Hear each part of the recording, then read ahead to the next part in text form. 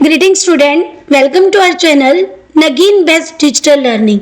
In this video, we are going to discuss the topic provision and reserve. First, we have to know the meaning of provision and reserve. In order to know the strengthen and financial position of the business and with a view to meeting all eventualities, but expected and unexpected, it is desirable that the entire profit should not be distributed among the owners. Some part of the profit should be kept in business for meeting the known as well as unknown liabilities in future. This is done by making provision and reserve.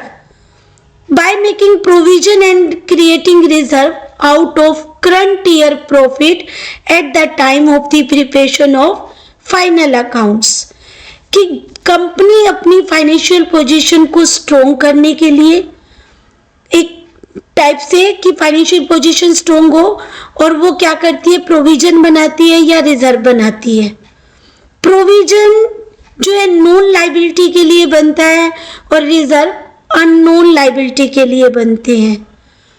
कुछ profit का share जो part या portion company क्या करती है, business के अंदर kept करती है, मींस रख लेती है, डिस्ट्रीब्यूट नहीं करती ओनर को, और वो फ्यूचर में जो भी लायबिलिटी क्रिएट होती है उन लायबिलिटी को पूरा कर सके, इसलिए प्रॉफिट का कुछ पार्ट कंपनी जो है सेव करती है.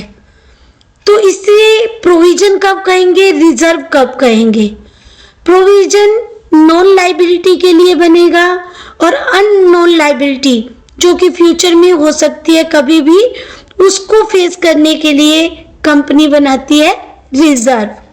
राइट स्टूडेंट, कि नॉन लायबिलिटी है जो हमें मालूम है कि बिजनेस में ये लायबिलिटी क्रिएट हो सकती है, तो उसके लिए प्रोविजन बनेंगे. और अननोन लायबिलिटी जो कि फ्यूचर अनसर्टेन है, कुछ भी हो सकता है फ्यूचर में, तो उस लॉसेस को कवर करने के लिए जो है कंपनी क्या बनाती है, रिजर्व. इट मींस कंपनी की फाइनेंशियल पोजीशन को स्ट्रोंग करने के लिए कंपनी जो है प्रोविजन और रिजर्व बनाती है. बट प्रोविजन नॉन लायबिलिटी के लिए बनते हैं और रिजर्व अननोन लायबिलिटी के लिए बनते हैं. दोनों टर्म डिफर है, ठीक है, उनको हम इंटरचेंजेबली यूज नहीं कर सकते. इसलिए हमें प्रोविजन और रिजर्व को पहले क्लियर करना होगा कि प्रोविजन का मीनिंग क्या है और रिजर्व का मीनिंग क्या है. तो first we come to the provisions. There are certain expenses, losses which are related to the current accounting period, but amount of which is not known with certainty because they are not yet incurred. कि business में बहुत से expenses या losses जो कि current accounting period में होते हैं, बट हम उनकी अमाउंट को नहीं एग्जैक्ट बता सकते क्योंकि वो जो है अभी तक जो हुए ही नहीं, जो अभी तक जो है उनका जो है कोई इवेंट हुआ नहीं, तो उसके बारे में हम नहीं बता सकते करेक्ट अमाउंट. ये मालूम है कि ठीक ऐसा हो सकता है, बट अमाउंट को हम सर्टेनली नहीं बता सकते, उसके लिए प्रोविजन बनते हैं. It is necessary to make provision for such item for ascertaining true net profit. अगर हम बिजनेस के ट्रू प्रॉफिट को जो असर्टेन करना चाहते हैं, ट्रू प्रॉफिट को अनुमान लगाना चाहते हैं, तो प्रोविजन बनाने बहुत जरूरी होते हैं, तभी हम ट्रू प्रॉफिट को फाइंड कर सकते हैं. For example, a trader who sells on credit basis knows that some of the debtor of the current period would default and would not pay or would pay only partially. For example, एक trader means एक व्यापारी है जो कि goods sale करता है credit basis के ऊपर. राइट स्टूडेंट, गुड्स सेल कर रहा है क्रेडिट बेसिस पर, तो कुछ डेटर ऐसे हो सकते हैं करंट पीरियड के अंदर जिनके ऊपर कि उसे डाउट हो वो पे ना करें या फिर वो पार्शली पेड करें, ऐसा हो सकता है.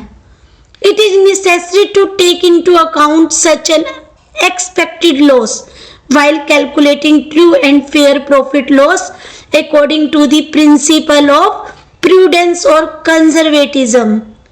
हमने जो chapter theory based of accounting में अकाउंटिंग प्रिंसिपल जो रीड किए थे, तो उसमें एक प्रिंसिपल था, प्रिंसिपल ऑफ प्रूडेंस और conservatism. Right student, according to this principle अगर हमें फ्यूचर में कोई लॉसेस होने की जो चांसेस लगते हैं, कोई ऐसी एक्सपेक्टेशन है हमारी कि फ्यूचर में हमें लॉस हो सकते हैं, तो उस लॉस को कवर करना हमें स्टार्ट कर देना चाहिए. उसके लिए हमें प्रोविजन बना लेना चाहिए, तभी हम ट्रू प्रॉफिट और लॉस को फाइंड कर सकते हैं. और फ्यूचर में अगर हमें एक्सपेक्टेशन है कि प्रॉफिट होंगे तो उसे हमें इग्नोर कर देना चाहिए. तो ये कौन सा प्रिंसिपल हमें बताता था? प्रूडेंस और conservative. Right student, now therefore the trader creates a provision for doubtful debts to take care of expected loss at the time of realization from debtors. अब जब इस टाइप का डाउट होता है कि कुछ डेटर हमें पेमेंट नहीं करेंगे, इस टाइप का जो लॉस है, हमें जो एक्सपेक्टेशन हो गई है उसकी कि जब हम डेटर से कलेक्ट करेंगे अमाउंट तो कुछ डेटर हमें पेमेंट नहीं करेंगे, तो उसके लिए हमें प्रोविजन बना लेना चाहिए ताकि हम जो है बिजनेस में सेफ हो सके. In a similar way provision for repairs and renewals may also be created to provide for expected repairs and renewal of the fix asset. Same इसी टाइप से प्रोविजन बनाना चाहिए रिपेयर करने के लिए कि कंपनी के अंदर जो प्लांट और मशीनरी यूज की जाती है वो धीरे धीरे खराब हो जाती है और उसकी रिपेयर की नीड होती है. अब रिपेयर, कई मशीनरी ऐसी होती है जिनकी रिपेयर्स भी कॉस्टली पड़ती है, तो उसके लिए प्रोविजन बनाना चाहिए ताकि जब इस टाइप का जो हमें कोई भी ट्रांजैक्शन करना होता है तो उस प्रोविजन से जो है इजीली जो है उसे कर सके, तो पहले से हम सेफ हो जाए. इसी टाइप से कि हमने जब कोई प्लांट और मशीनरी रिप्लेस करनी है तो उसके लिए भी प्रोविजन पहले से बना लेना चाहिए ताकि बिजनेस सेफ हो जाए. फ्यूचर में जब इस टाइप के लॉस होते हैं तो बिजनेस में लॉस जो है एक उसी करंट ईयर में ना शो हो, ये लॉस जो है कुछ ईयर्स के अंदर स्प्रेड हो जाए, जिससे कि बिजनेस के प्रॉफिट और लॉस पर इफेक्ट इक्वल हो. मेन रीजन ये है कि वो लॉस उस करंट ईयर में शो ना हो, उससे पहले ईयर्स के अंदर भी वो लॉस स्प्रेड हो जाए, जिससे कि प्रॉफिट और लॉस जो एक नॉर्मल रूटीन में ही रहे, ज्यादा जो अप डाउन ना हो. तो प्रोविजंस मींस नॉन लायबिलिटी है, बट अमाउंट हम सर्टेनली उसकी नहीं बता सकते, उसके लिए बनता है. ऐसे लॉसेस या एक्सपेंसेस जो नोन है कि होंगे बट हम अमाउंट सर्टेनली नहीं बता सकते, उनके लिए बनता है. Now come to the definition of provisions. According to Company Act, the term provision refers to any of the following amount. The amount written off or retained by way of providing for depreciation, renewals of the asset. कि जो amount depreciation के लिए रखी गई या assets की renewal के रखी गई, वो क्या है? वो अमाउंट है प्रोविजन. सेकेंड और डेफिनेशन बी पॉइंट के according, the amount written by way of providing for any non liability of which amount can not be determined with certain accuracy.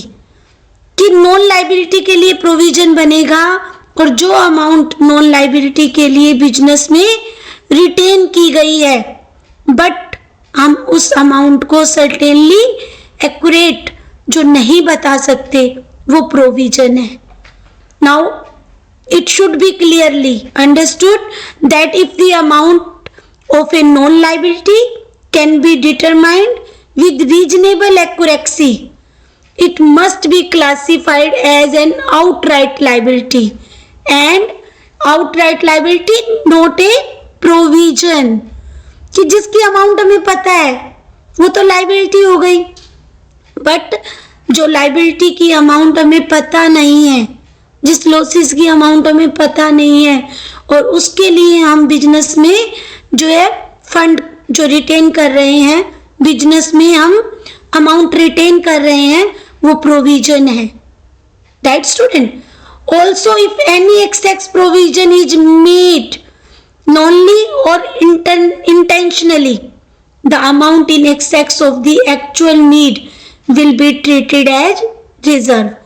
और प्रोविजन से ज्यादा अमाउंट अगर हम रिटेन करते हैं बिजनेस में, वो रिजर्व होगा। Right student? Now example of provision. First, provision for depreciation of assets, कि जो एसेट्स के लिए जो हम एसेट्स के ऊपर डेप्रिसिएशन लगाते हैं, उसके लिए प्रोविजन बनता है। Second is provision for bad and doubtful debts, कि जो जब क्रेडिट सेल की जाती है बिजनेस में, तब डेटर बनते हैं। डेटर बनने के बाद जिन डेटर्स की जो डेटर बिल्कुल पेमेंट नहीं करते, बैड होते हैं, मीन्स वो इंसॉल्वेंट हो गए, नहीं पे कर रहे हैं, या कोई डेटर हमारे डाउटफुल है, उनके लिए प्रोविजन बनाते हैं, तो provision for bad and doubtful debts होगा।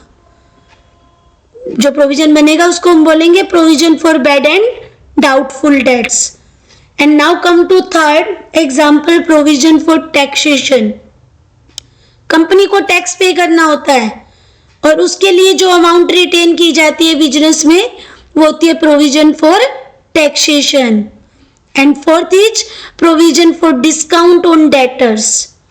कई बार क्या है, जब क्रेडिट सेल की जाती है तो जो डेटर होते हैं वो जल्दी पेमेंट कर दे, तो उन्हें क्विक पेमेंट के लिए मोटिवेट किया जाता है, उन्हें डिस्काउंट देकर, और उस डिस्काउंट के लिए प्रोविजन बनाया जाता है।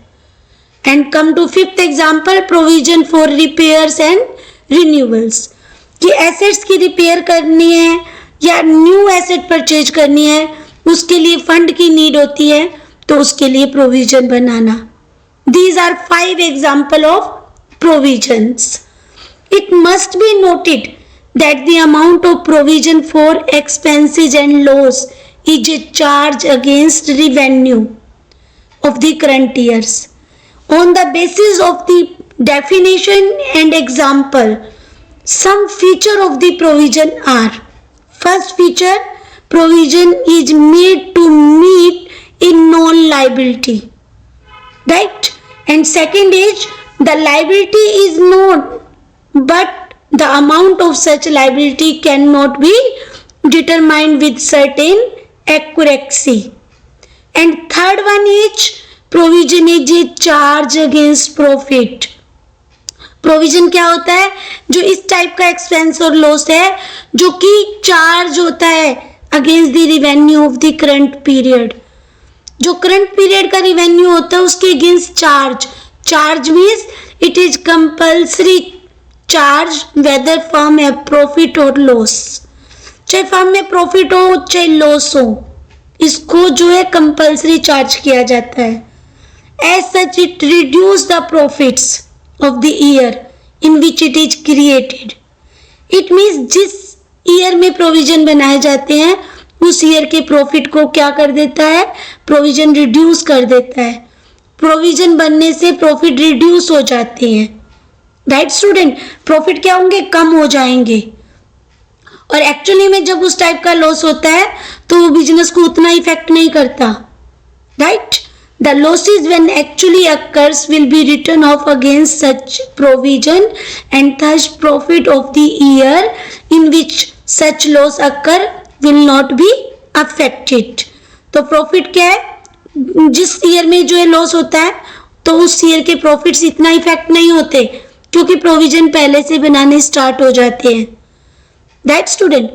Creation of provision ensure proper matching of revenue and expenses, hence the calculation of true profits. Provision are created by debiting the profit and loss account in the balance sheet, and amount of provision may be shown. जब provision बनाया जाता है तो charge against profit होता है। It means इसे as a expenses के रूप में प्रॉफिट के अगेंस्ट चार्ज किया जाता है। और ये किस प्रिंसिपल पर बेस्ड है स्टूडेंट? ये मैचिंग प्रिंसिपल बेस्ड है, जिसमें रिवेन्यू और एक्सपेंसेस को मैच किया जाता है ताकि ट्रू प्रॉफिट और लॉस फाइंड किया जा सके बिजनेस में। प्रॉफिट के अगेंस्ट एक्सपेंसेस और लॉस जो इस टाइप के होते हैं उन्हें डेबिट किया जाता है। Right student, profit and loss में डेबिट और बैलेंस शीट में फॉर एग्जांपल डेटर के ऊपर प्रोविजन बनाया है तो डेटर में से लेस किए जाएंगे ताकि डेटर रिड्यूस करके शो कर सके। एसेट्स के ऊपर डेप्रिसिएशन का प्रोविजन बनाया है तो एसेट्स में से प्रोविजन की वैल्यू को लेस करके बैलेंस शीट में शो किया जाएगा। राइट स्टूडेंट, और कैसे शो करेंगे इस अमाउंट को, प्रोविजन को? By way of deduction from the concern assets on the asset side, कि जिस भी एसेट्स की रिन्यूअल्स के लिए या रिपेयर के लिए प्रोविजन बनाया गया है उस एसेट में से लेस करना है। राइट, और एसेट साइड में शो करना है ताकि ट्रू पिक्चर शो हो, ताकि बिजनेस की ट्रू फाइनेंशियल पोजीशन शो हो। For example, provision for doubtful debts is shown as deduction from the amount of sundry debtors and provision for depreciation as a deduction from the concerned fixed asset। कि जब provision बनाया गया है sundry debtors के ऊपर तो assets में हम सन्ड्री डेटर्स को राइट करते हैं तो डेटर की अमाउंट में से प्रोविजन को लेस करना है। राइट स्टूडेंट, और एसेट के ऊपर बनाया गया है जिसको हम बोलते हैं provision for depreciation on asset, तो फिक्स एसेट्स की वैल्यू में से डेप्रिसिएशन जो प्रोविजन वैल्यू है वो लेस की जाएगी और बैलेंस शीट में शो होगी। Right student, got this point? Now come to the next point. On the liability side of the balance sheet along with current liability, for example provision for taxes, provision for renewals and repairs, कि liability side जो balance sheet की होती है तो उसमें current liability के साथ जो है शो की जाती है इस टाइप की प्रोविजन जो कि टैक्सेस के लिए बनाए गए फॉर एग्जांपल, या रिपेयर और रिन्यूअल ऑफ फिक्स एसेट्स के लिए बनाए गए। इट मीन्स कि कंक्लूजन क्या है, शॉर्ट में अगर हम डिस्कस करें प्रोविजन को तो provision is made to meet non-liability. The liability is known, but the amount of such liability cannot be determined with reasonable accuracy. कि liability का तो पता है हमें, but amount हमें certain नहीं है कि वो लॉस कितना होगा। राइट, कि हमें मालूम है कि कुछ डेटर हमारे पेमेंट नहीं करेंगे, बट एग्जैक्ट अमाउंट जो हम बैड डेब्ट की नहीं बता सकते, तब बनता है प्रोविजन। और third, provision is charge against profits, as such it reduce the profit of the current years when it is created, कि प्रोविजन से करंट ईयर का प्रॉफिट कम हो जाता है जिस भी करंट ईयर में प्रोविजन बनाए जाते हैं। Right student, now come to the next topic, accounting treatment for provision, कि प्रोविजन का अकाउंटिंग ट्रीटमेंट क्या है। The accounting treatment of all types of provision is almost similar, therefore the accounting treatment is explained here taking up the case of provision for doubtful debts, कि provisions के हमने 5 example read किए कि provision for depreciation of assets, provision for taxation, provision for bad and doubtful dates, provision for discount on debtors, provision for repairs and renewal of assets। इन सभी cases में जो accounting treatment है वो same है। तो यहाँ पर हम जो एग्जांपल ले रहे हैं वो ले रहे हैं provision for doubtful debts. Right student, as already stated that when business transaction take place on credit basis, debtor account is created and its balance is shown on the asset side of the balance sheet। कि जैसा कि हमें पहले ही मालूम है कि जब भी बिजनेस में क्रेडिट सेल होती है तो डेटर बनते हैं। गॉट दिस पॉइंट स्टूडेंट, कि बिजनेस में सेल्स 2 टाइप की होती है, कैश सेल्स और क्रेडिट सेल्स। क्रेडिट सेल्स के केस में जो बिजनेस के डेटर जो क्रिएट होते हैं और डेटर को बैलेंस शीट की एसेट साइड में नोट किया जाता है। Right student, these debtor may be of 3 types, और डेटर जो है 3 टाइप के होते हैं। The first is good debtors are those from where collection of debt is certain, कि अच्छे डेटर जिससे कि अमाउंट जो है डेफिनेटली है कि रिसीव हो जाएगी। जिन डेटर से अमाउंट डेफिनेटली रिसीव हो जाएगी उन डेटर को हम गुड डेटर्स बोलते हैं। Got this point student? Now bad debts. Bad डेब्ट are those debtors from where collection of money is not possible and the amount of credit given is a certain loss.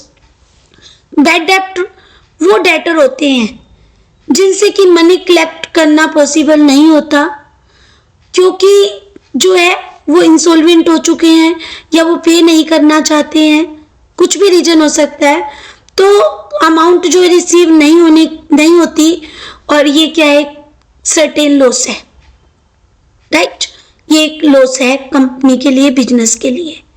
And third one is doubtful debts are those debtors who may pay but business firm is not sure about the collection of full amount from them. Doubtful debts, जैसा कि name है, जिन debts के ऊपर हमें doubt है।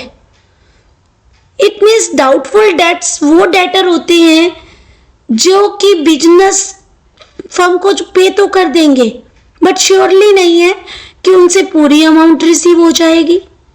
Right, इस बात की कोई श्योरिटी नहीं है। As a matter of business experience some percentage of such debtors are not likely to pay. जैसा कि बिजनेस मैटर के रूप में एक्सपीरियंस क्या है कि कुछ डेटर की कुछ परसेंटेज ऑफ डेटर क्या होते हैं, वो पे नहीं करते, और उन डेटर्स को बोला जाता है डाउटफुल डेट्स। जिन पर डाउट है वो पेमेंट नहीं करेंगे या फिर पूरी पेमेंट नहीं करेंगे। Got this student? To consider this possible loss on account of non payment by some debtors, it is a common practice and necessary also to make a suitable provision for doubtful debts at the time of ascertaining true profit or loss. तो इसके लिए common practice क्या की जाती है business में, ताकि business में ट्रू प्रॉफिट और लॉस असरटेन किया जा सके, उन डेटर के ऊपर प्रोविजन बनाया जाता है जो कि एक परसेंटेज की फॉर्म में होता है डेटर के ऊपर। Right, the provision for doubtful debts is usually calculated as a certain percentage of the total amount due from sundry debtors after deducting written off all bad debts. कि जितने भी bad debts होते हैं जो business के अंदर, उन bad डेब्ट को डेटर की अमाउंट में से पहले लेस किया जाता है और फिर प्रोविजन बनाया जाता है डाउटफुल डेट्स के लिए, और उसी को बोलते हैं हम provision for bad and doubtful के लिए, डेब्ट के लिए प्रोविजन। जैसे फॉर एग्जांपल सन्ड्री डेटर है और बैड डेब्ट भी है, तो सन्ड्री डेटर में से सबसे पहले बैड डेब्ट की अमाउंट को लेस किया जाएगा और फिर प्रोविजन जो है काउंट किया जाएगा कि कितने परसेंट पेमेंट नहीं करेंगे, और जब डेटर में से प्रोविजन अमाउंट भी लेस कर देंगे तो हमारे पास गुड डेब्ट आ जाएंगे। इसको हम एक एग्जांपल से भी क्लियर करेंगे।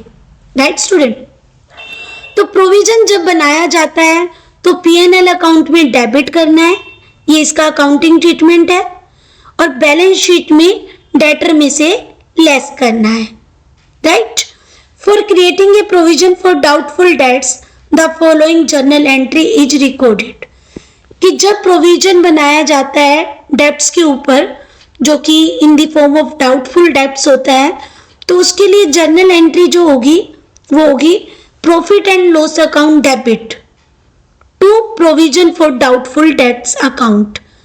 इसको एप्रोप्रिएशन से चार्ज नहीं करना, ये चार्ज अगेंस्ट प्रॉफिट है, कंपल्सरी चार्ज करना होता है, एप्रोप्रिएशन नहीं है। इसलिए प्रोविजन फॉर डाउटफुल डेट्स को हमेशा प्रॉफिट एंड लॉस अकाउंट में ही राइट करना है। Got this point student? कि चार्ज अगेंस्ट प्रॉफिट का मतलब इसे प्रॉफिट एंड लॉस से ही चार्ज करना है, एप्रोप्रिएशन से नहीं। This is explain with the help of the following examples. Observe an extract of the trial balance from the books of जो है Terence Traders on March 31st, 2014 is given below. Here transaction is given, sundry debtors 68,000 and additional information, bad debts proved bad but not recorded amounting 8,000. 8,000 की additional information है और in bad डेप्ट को बोला जाता है further bad डेप्ट, right? और provision बनाना है 10% ऑफ डेटर।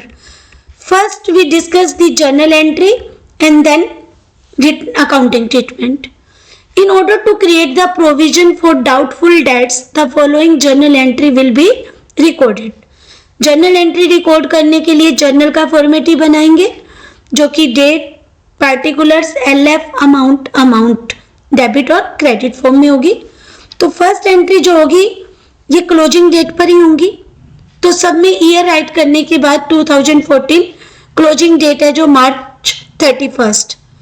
फर्स्ट एंट्री जो फर्दर बैड डेप्ट जो ट्रांजैक्शन में गिवन है, जो ट्रायल बैलेंस में गिवन है, वो बैड डेप्ट फर्दर नहीं होते, जो एडजस्टमेंट में गिवन होते हैं वो फर्दर बैड डेप्ट होते हैं, राइट स्टूडेंट? तो यहाँ पर फर्दर बैड डेप्ट है 8,000, तो बैड डेप्ट इज ए लॉस, तो इसको क्या करना है? डेबिट। और उससे सन्ड्री डेटर कम हो जाते हैं, डेटर की अमाउंट रिड्यूस हो जाती है, इसलिए क्रेडिट किया है। तो यहाँ पर जर्नल एंट्री बनेगी जो बैड डेप्ट account debit to sundry debtor account. क्योंकि बैड डेप्ट लॉस है, नॉमिनल अकाउंट के अकॉर्डिंग इसको डेबिट कर दिया हमने, और डेटर रिड्यूस हो रहे हैं, जब जब डेटर रिड्यूस होते हैं वो क्या होंगे? Credit. Then journal entry bad डेप्ट account debit to sundry debtor account 8,000 bad डेप्ट रिटर्न ऑफ। नाउ कि जब हम इसे प्रॉफिट एंड लॉस से चार्ज करेंगे then entry will be profit and loss account debit to bad डेप्ट अकाउंट, सेम 8,000। थर्ड जो जर्नल एंट्री करेंगे profit and loss account debit to provision for doubtful debts account, उसके लिए पहले आपको working note prepare करना पड़ेगा। वर्किंग नोट के लिए यहाँ पर क्वेश्चन में जो है हमारे पास डेटर की अमाउंट जो कि ट्रायल बैलेंस में गिवन है 68,000 है, उसमें से सबसे पहले फर्दर बैड डेप्ट लेस करने हैं। लेस करने के बाद अमाउंट जो आई हमारे पास रिसीव हुई है वो 60,000 है, और 60,000 का 10% प्रोविजन बनाया तो 6,000 रुपीज।